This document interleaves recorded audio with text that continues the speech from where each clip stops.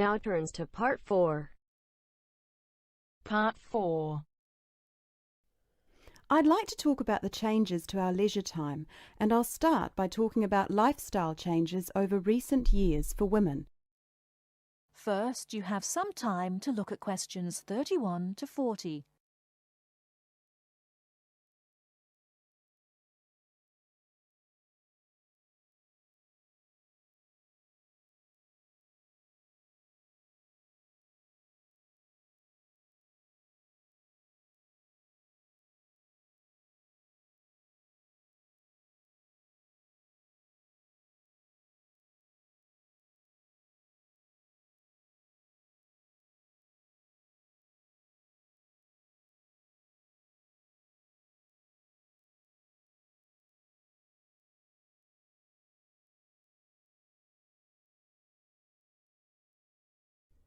Now, listen carefully and answer questions 31 to 40.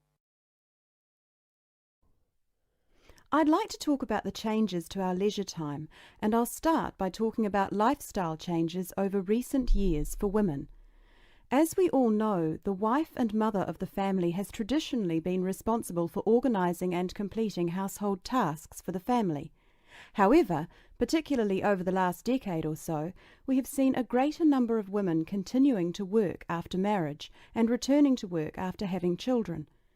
This has significantly reduced the amount of time available for household chores. The result is that nowadays the majority of people own and regularly use products such as dishwashers or microwaves. The modern family often considers hours spent on cleaning and cooking as a waste of valuable time, and generally we are all interested in finding ways of reducing the number of hours we need to devote to such tasks. While washing machines have long been thought of as necessities by families, nowadays so too are microwaves and dishwashers. These goods can drastically reduce the amount of time we need to spend running our home and increase the amount of time available not only to go to work, but also to spend on leisure pursuits. As society develops and we become richer, we put more value on our leisure time and our possessions. The richer a society, the more demanding it becomes. People are no longer happy to work long hours for little return. Expensive holidays, expensive clothes and cars all become more important the more materialistic the society in which we live. Acquiring things and joining the race of acquisition means that modern society spends a lot of time and money purchasing unnecessary goods. Although expensive and persuasive marketing techniques are partly responsible, the demand for such goods often comes from young professionals, those with the money to endlessly upgrade things simply because a better model is made available. Our obsession with the newest and best products available, while good for the economy, can also have a negative impact on the environment. It is not appropriate to overproduce appliances and overuse electricity to keep these unnecessary appliances operating in our homes. We often forget about the damage we have done to and continue to do to the environment. Others opposed to the overuse of appliances and technology also argue that from a social point of view, over-reliance on gadgets means that people are losing the ability to be creative.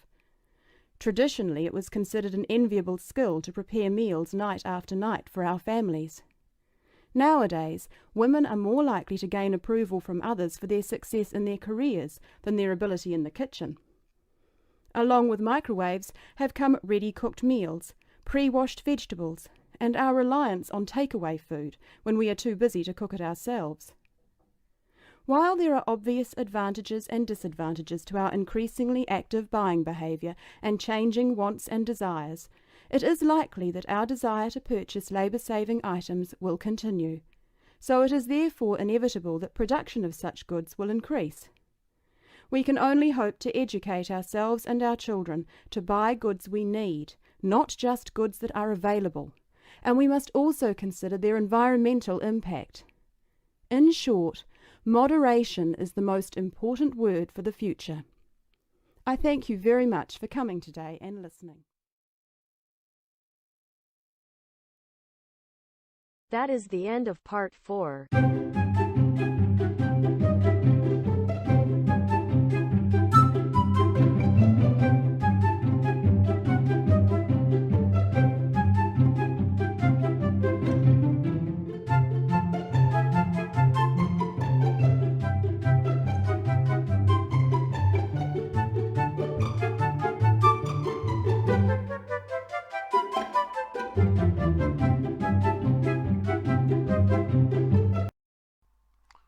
Hi, this is IELTS Bob.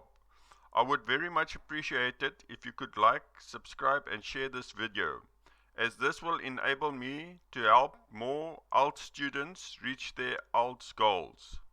Very much appreciated. Thank you.